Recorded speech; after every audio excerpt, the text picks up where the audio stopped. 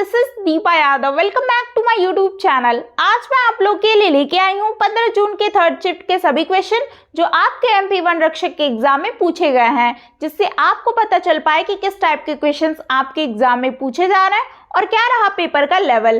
तो वीडियो शुरू करने से पहले अगर आप मेरे चैनल पर नए हैं तो सब्सक्राइब कर लें और बेल आइकन को प्रेस कर दें, जिससे नोटिफिकेशन आप तक पहुंच जाए और आप डेली वीडियोस को देख पाएं। तो चलिए जानते हैं कि थर्ड शिफ्ट में किस टाइप के क्वेश्चंस आए हुए थे 15 जून के पेपर में। तो देखिएगा, फर्स्ट क्वेश्चन पूछा गया है कि हमारे सौर मंडल में कुल कितने ग्रह हैं। तो हमारे सौर मंडल में कुल 8 ग्रह हैं। कुछ इंपॉर्टेंट पॉइंट्स भी जान लें जो आपके एग्जाम के पॉइंट ऑफ व्यू से इंपॉर्टेंट हो सकते हैं आपके आने वाले एग्जाम के लिए। तो देखिएगा, हमारे सौर मंडल में कुल कितने ग्रह हैं? 8 ग्रह हैं। देखिए कौन कौन से, बुध, शुक्र, पृथ्वी, मंगल, बृहस्पति, शनि, अरुण और वरुण, ये कुल 8 ग्रह हैं।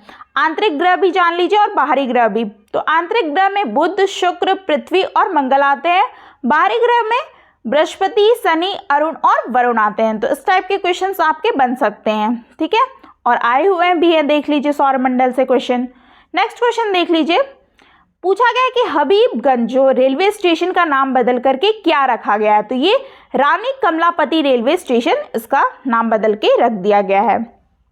इसमें भी कुछ पॉइंट डिटेल से जान लीजिए कि प्रधानमंत्री नरेंद्र मोदी ने 15 नवंबर 2021 को पुनर्विकसित रानी कमलापति रेलवे स्टेशन का उद्घाटन किया।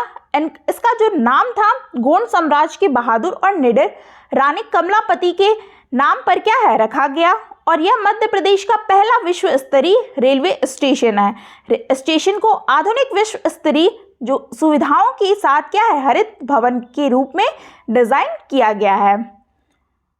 नेक्स्ट क्वेश्चन है, पूछा गया है कि नरेंद्र कृष्ण करमारकर का संबंध किस स्थान से है। तो ये ग्वालियर से संबंधित है। देख लीजिए, इसमें भी कुछ पॉइंट्स हैं कि नरेंद्र जो कृष्ण करमारकर हैं वो एक भारतीय गणितज्ञ थे। नरेंद्र करमारकर का जन्म ग्वालियर में एक मराठी परिवार में हुआ था। करमारकर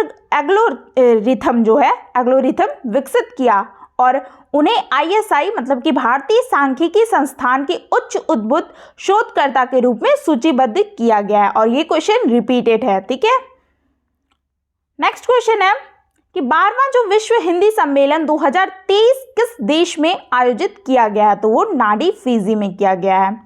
देख लीजिए, कुछ पॉइंट्स हैं कि 12वां जो विश्व हिंदी सम्मेलन 15 से 17 फरवरी जो है 2023 तक नाडी फिजी में आयोजित किया गया। इस कार्यक्रम का आयोजन विदेश मंत्रालय, भारत सरकार और फिजी सरकार द्वारा किया गया है, और इस कार्यक्रम का उपयोग हिंदी को वैश्विक भाषा के रूप में बढ़ावा देने के लिए किया गया है, ठीक है। तो 12वां विश्व हिंदी सम्मेलन 2023 का नाडी फिजी में हुआ है, आयोजित किया गया है। नेक्स्ट क्वेश्चन पूछा गया पुस्तक से है कि नील दर्पण नामक पुस्तक किसने लिखी है। तो ये दीनबंधु मित्र ने लिखी है। नील जो दर्पण है एक बंगाली नाटक है जो दीनबंधु मित्र द्वारा लिखा गया है। यह 1858-1859 के दौरान लिखा गया था। नाटक 1858 में बंगाल में इंडिगो विद्रोह के आसपास घूमता है। नेक्स्ट क्वेश्चन है कि लोकरंग महोत्सव कहाँ आयोजित किया गया था। ये सारे क्वेश्चंस आपके थर्ड शिफ्ट में पूछे गए हैं, ठीक है, 15 जून के पेपर में।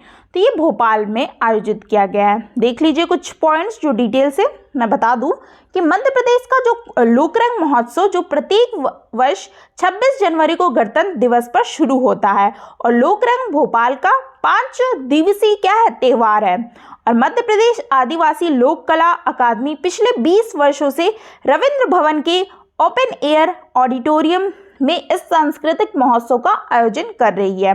और इस महोत्सव की प्रमुख जो विशेषताएं हैं शास्त्रीय नृत्य, आदिवासी और लोक नृत्य कला और शिल्प की प्रस्तुति और प्रदर्शन और विदेशों और संस्कृति प्रस्तुतियां हैं। तो ये सारे क्या है नृत्य है महोत्सव जो उनकी विशेषताओं के बारे में बताते हैं। तो लोकरंग जो है महोत्सव कहाँ आयोजित किया गया है। तो ये भोपाल में आयोजित किया गया है। नेक्स्ट क्वेश्चन पूछा है कि गौतम बुद्ध का जन्म जो है लुम्बिनी में हुआ था और ये किस देश में स्थित है। तो ये नेपाल के कपिलवस्तु जिले में है। देख लीजिए कुछ पॉइंट्स हैं कि लुम्बिनी जो है नेपाल के कपिलवस्तु जिले में स्थित है। बुद्ध का जन्म जो है लुम्बिनी में हुआ था, और लुम्बिनी में 3री शताब्दी ईसा पूर्व से बौद्ध तीर्थ स्थलों की प्रकृति के बारे में महत्वपूर्ण सबूत है। बिहार में बोध गया बुद्ध के ज्ञान के स्थान के लिए जाना जाता है? बुद्ध ने अपना पहला उपदेश क्या है? सारनाथ में दिया था। तो ऐसे ही क्वेश्चंस आपके आ रहे हैं, ठीक है। वो हिस्ट्री से क्वेश्चन था, स्टैटिक जीके से, ठीक है। नेक्स्ट क्वेश्चन है कि पूछा गया कि हाल ही में किस राज्य ने तराई मतलब हाथी रिजर्व जो है अधिसूचित किया है? तो ये उत्तर प्रदेश ने सूचित किया है। देखिएगा, लिखा है इसमें कि फर्स्ट पॉइंट कि भारत सरकार ने उत्तर प्रदेश में तराई हाथी रिजर्व की स्थापना को मंजूरी दी। तराई हाथी अभ्यारण्य उत्तर प्रदेश के दुधवा पीलीभीत में स्थापित किया जाएगा और यह 3049 वर्ग किलोमीटर क्षेत्र में फैला होगा और यह भारत में स्थापित होने वाला 33वां हाथी रिजर्व होगा। तो इस तरह के भी क्वेश्चन आ रहे हैं। देखिए, एमपी से 4 से 5 क्वेश्चंस पूछे जा रहे हैं जीके में। देखिएगा, पूछा गया है कि मध्य प्रदेश में सबसे पहला नोबेल पुरस्कार किसे मिला? तो ये थे कैलाश सत्यार्थी को मिला है। इनको जो है 2014 में नोबेल शांति पुरस्कार जीता था इन्होंने। 2014 में कैलाश सत्यार्थी को बच्चों और युवाओं के दमन के खिलाफ उनके संघर्ष और सभी बच्चों के शिक्षा के अधिकार के लिए संयुक्त रूप से मलाला यूसुफजई के साथ नोबेल शांति पुरस्कार से सम्मानित किया गया था। तो इस टाइप के क्वेश्चंस आपके जीके वाले आ रहे हैं। देखिए, नेक्स्ट क्वेश्चन संविधान से पूछा गया है कि भारत के संविधान में निम्न में से कौन सा पद का उल्लेख नहीं है? तो कुछ ऑप्शंस दिए होंगे, उसमें से जो एक ऑप्शन था वो उप प्रधानमंत्री था। तो यही आपका क्या हो जाएगा करेक्ट आंसर। तो उप प्रधानमंत्री का क्या होता है? कोई पद नहीं होता। इसमें देखिएगा कुछ पॉइंट्स कि भारत में उप प्रधानमंत्री प्रधानमंत्री के बाद केंद्रीय मंत्रिपरिषद के दूसरे सर्वोच्च श्रेणी वाले सदस्य हैं। उप प्रधानमंत्री का पद केवल संविधान रूप से अधिकृत होता है और इसके स्थापना के 73 वर्षों में से केवल 11 वर्षों के लिए ही इसे अधिकृत किया गया। भारतीय संविधान में उप प्रधानमंत्री के पद का उल्लेख नहीं है, ठीक है। नेक्स्ट क्वेश्चन है कि योजना अवकाश किस पंचवर्षीय योजना के बाद घोषित किया गया था? तो ये तीसरी पंचवर्षीय योजना में घोषित किया गया है योजना अवकाश के बारे में। नेक्स्ट है कि मध्य प्रदेश की जो 2011 की जनगणना के अनुसार अनुसूचित जनजाति का साक्षरता प्रतिशत क्या है? तो ये 66.20% है। दुर्गा पूजा डैश का मुख्य त्योहार है? तो ये पश्चिम बंगाल का क्या है? मुख्य त्योहार है दुर्गा पूजा। नेक्स्ट कुछ जनरल साइंस के क्वेश्चन है जो देख लीजिए, इसी टाइप के क्वेश्चंस आपके आ रहे हैं। तो पूछा गया कि बी किसका संकेतक है? तो ये बेरिलियम का संकेतक है। नेक्स्ट पूछा है कि वनों के संरक्षण के लिए कौन सा कदम उठाया जाना चाहिए? तो वृक्षों की कटाई पर प्रतिबंध लगाना, वन की आग को रोकना, बंजर भूमि पर वृक्षारोपण करना। तो ये ऐसे क्वेश्चंस भी साइंस में पूछे जा रहे हैं जो एनवायरनमेंट के क्वेश्चन है, ठीक है। दाब का एसआई मात्रक क्या है? तो ये पास्कल है। नेक्स्ट क्वेश्चन पूछा गया है कि निम्नलिखित में से कौन सी कोशिकीय संरचना प्रोटीन संश्लेषण के लिए उत्तरदायी है? तो ये राइबोसोम है।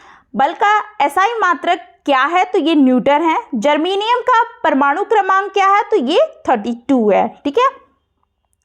नेक्स्ट क्वेश्चन है कि पौधों का कौन सा हार्मोन जो है पौधों के सूरज की ओर झुकने के कारण बनता है? तो ये ऑक्सीन के कारण होता है। निम्न में से कौन शरीर को ऊर्जा प्रदान करता है? तो वो कार्बोहाइड्रेट है। तो ये सारे क्वेश्चंस थे जो मैंने आपको बता दिए, जो मुझे पता चले, बच्चों ने खुद बताए थे। तो अब मैं आपको वो बताऊंगी जहां से टॉपिक आपके आए हैं, कौन कौन से पोर्शन से। देखिएगा, मैथ्स में आपके टाइम वर्क से क्वेश्चंस पूछे जा रहे हैं। स्पीड डिस्टेंस प्रॉफिट लॉस से 2-3 क्वेश्चंस पूछे गए। सीआई से 1 क्वेश्चन आया था। बोर्डमॉस नंबर सीरीज से 2 क्वेश्चन। सिंप्लीफिकेशन से 3 से 4 क्वेश्चन। डिविजिबिलिटी रेशियो प्रोपोर्शनल से 1-1 क्वेश्चन। एवरेज ट्रेन से भी 1 क्वेश्चन आया था। एज से भी क्वेश्चंस आ रहे हैं और एडवांस मैथ में भी ट्रायंगल वगैरह से भी 2 क्वेश्चंस पूछे गए थे। 2-3 क्वेश्चन पूछे जा रहे हैं। तो ये सारे आपके कॉमन टॉपिक है जहाँ से क्वेश्चंस आपके रोज डेली हमेशा बन रहे हैं। हिंदी में आपका विलोम शब्द हो गया, तत्सम, तत्पुरुष, समास और तद्भव वगैरह होते हैं ना, तद्भव, तत्सम, ये सबसे भी पूछा जा रहा है। शुद्ध वर्तनी पूछी जा रही है। मुहावरे, लोकोक्तियाँ, रस, छंद, अलंकार, ठीक है। तो ये सारे टॉपिक हैं आपके। आपको अगर बेसिक हिंदी आती है, आपने पढ़ी है, तो आप अच्छे से कर लोगे। इंग्लिश में वही सिनोनिम्स, एंटोनिम्स, अपोजिट वर्ड, पैरासिम्बल, active passive, filling the blanks, one word substitution, narration, misspelled, ये सारे क्वेश्चंस आपके बन रहे हैं इंग्लिश से, इस टॉपिक से। साइंस में बेसिक साइंस है, केमिस्ट्री का पोर्शन ज़्यादा आ रहा है और बायोलॉजी का भी। फिजिक्स में 1-2 क्वेश्चंस पूछे जा रहे हैं, ठीक है। और स्टैटिक जीके में 3 से 4 क्वेश्चंस, करंट अफेयर में भी 4 से 5 क्वेश्चंस, एमपी जीके में भी 4 से 5 क्वेश्चंस पूछे जा रहे हैं। तो ये इतना था जो मैंने आपको बता दिया, जितना मुझे पता था मैंने आपको आज मतलब 15 जून के पेपर 3rd शिफ्ट के बारे में बता दिया। अब जिनका आगे एग्जाम है वो अपनी तैयारी को इसी बेसिस पे कंटिन्यू कीजिए। किसी टाइप के क्वेश्चंस आ रहे हैं तो अपनी तैयारी को भी वैसे ही कीजिए। मैथ्स के अगर आपने क्वेश्चन सॉल्व किए, प्रैक्टिस ज़्यादा है आपकी, तो टाइम टेकन भी कुछ क्वेश्चंस लग रहे हैं बच्चों को, तो प्रैक्टिस उसमें चाहिए होती है ना। तो अगर आप अच्छे से प्रैक्टिस किए हैं तो आप अच्छा स्कोर कर पाएंगे, ठीक है। और बाकी क्वेश्चन सब ठीक है, पेपर का लेवल ईजी है समझ लो, ठीक है, ईजी टू मॉडरेट ही कहेंगे, ठीक है। बैलेंस्ड वे में पेपर आ रहा है, कोई डरने की कोई बात नहीं, फुल ऑफ कॉन्फिडेंस के साथ जाइए, पेपर दीजिए और अपना पेपर क्वालिफाई कीजिए, ठीक है। तो आई होप आपको वीडियो अच्छी लगी हो तो चैनल को सब्सक्राइब करें और वीडियो को लाइक करके ही जाएं। मिलते हैं फिर ऐसे ही कुछ मेमोरी बेस्ड क्वेश्चन के साथ। Thanks for watching.